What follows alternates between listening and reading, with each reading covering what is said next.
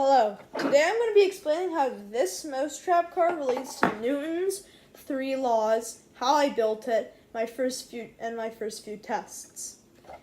First off, for the first law, it states an object in motion stays in motion, an object at rest stays at rest. So for instance, if this is just sitting here, unless if it's on a slanted ground, it will not move. If it is moving, then it will continue moving. And then it relates to the second law, because the second law is F equals ma. So the more force, the more acceleration, because force equals the mass and acceleration. So if you have the force, which would be the mousetrap, that's moving the mass. Oops, that trigger there. It's moving the mass of the body. That accelerates it, and that's what makes it go.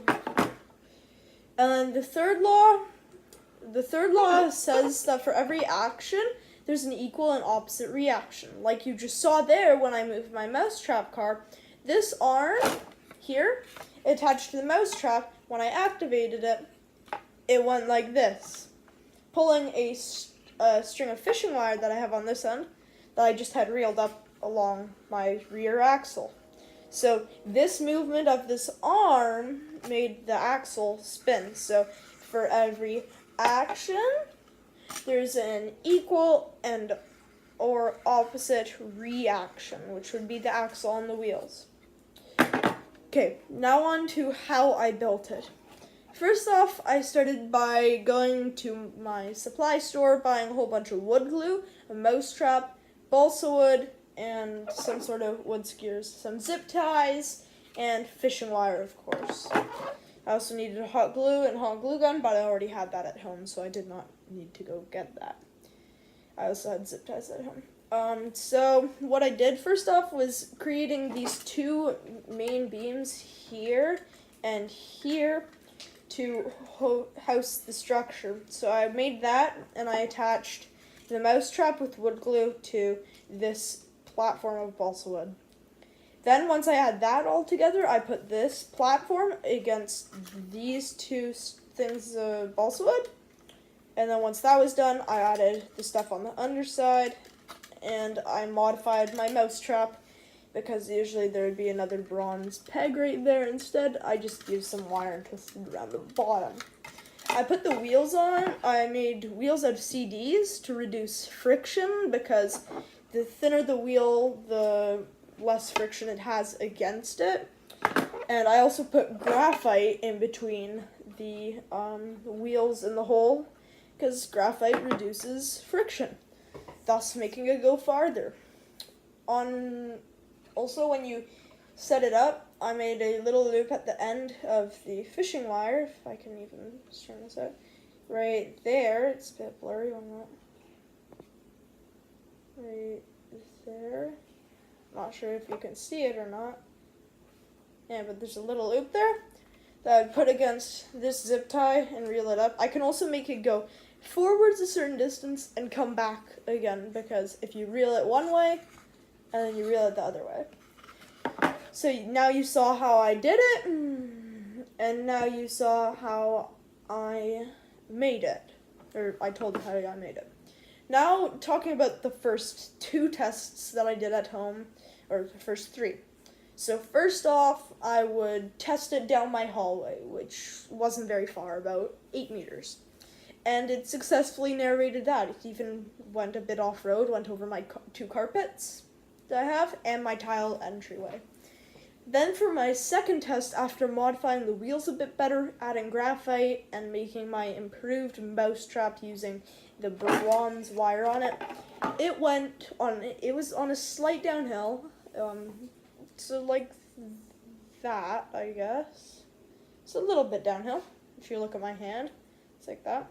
So, a bit downhill. It went around 22 meters, which is really good. And then finally I did my actual good test at school in the hallway.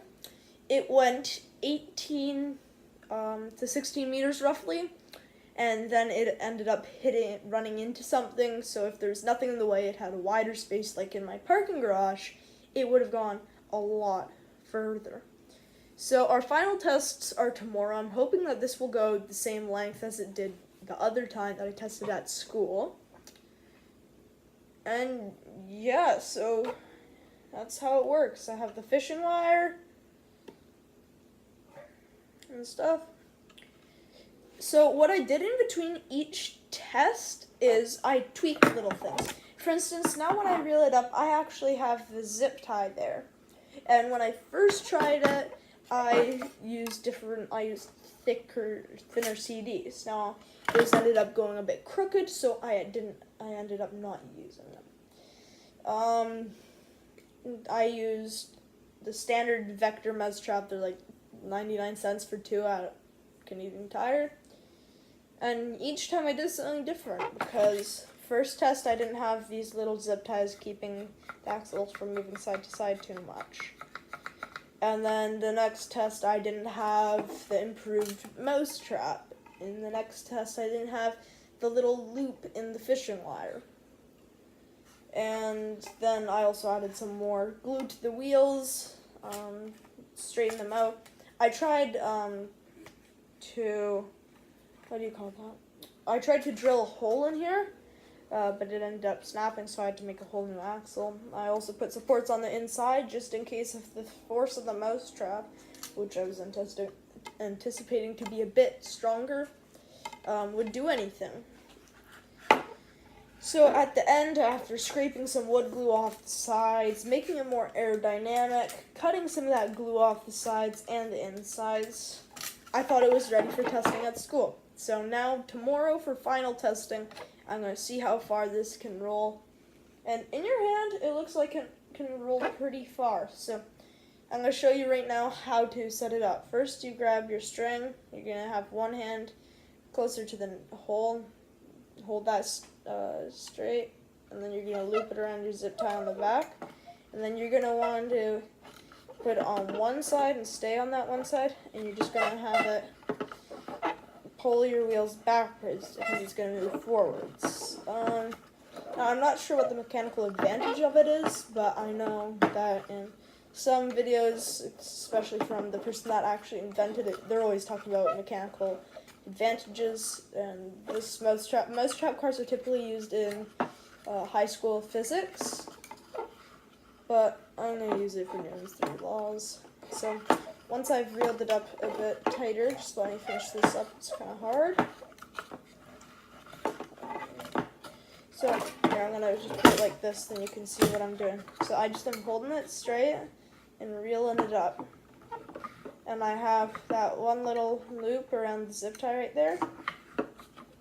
Just going to roll it up a little more.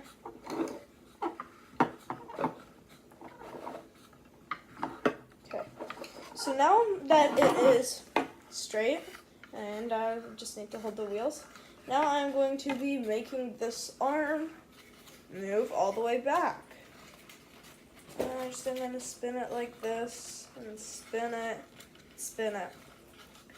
And eventually, once it's done, I'm actually going to have to activate the mousetrap like usual, put the arm down, and to make it actually spin longer without it driving a little backwards once it's outputted its full force in the mousetrap, I actually have to tape it off the loop. That way, it doesn't just go reverse for a meter or so. You also want to make sure that it doesn't go too close to the zip tie or too close to the axle. Otherwise, it's going to catch and it won't go as far. It won't stop. Actually, one of the things about this is that with DVD wheels, you have good friction for a long time. But then if you're going for short, strong races, that's also good. Because a mousetrap car has a lot of torque in it. Because if I start off here, I can go like that, and that isn't even activating the mousetrap yet, and that has tightened that up. So now when I do it, I'm going to hit the mousetrap. First I just need to unroll it right here, see? I'm just going to try and get this off after. So you just are going to take it off right there. If I can even get it off. Okay, there. So I have it off now, and now I'm going to activate the mousetrap. 3, 2, 1. As you can see, it spins quite a long time freely. And as you can see there, I messed up. I reeled it too close to the zip tie, and it went reverse for a little bit, and it stopped. That's another cool function about mousetrap cars. You can make it go forward and backwards. Thank you.